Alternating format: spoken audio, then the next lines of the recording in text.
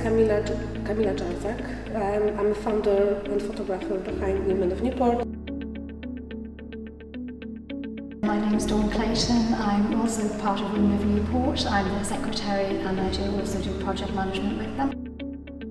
This exhibition is about community champions, exactly 21 women from Newport who are making a difference in their local communities. It's about showing, what they do, linking them with each other, celebrating those women to show them that they valued.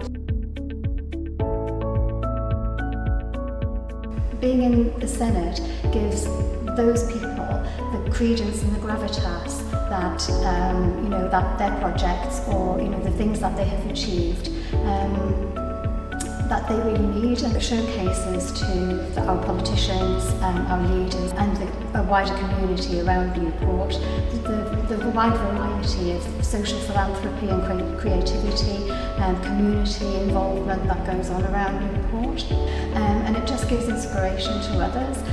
What's grown from one tiny little spark that or life event or experience that one woman's had, that can develop into something that's really, really positive.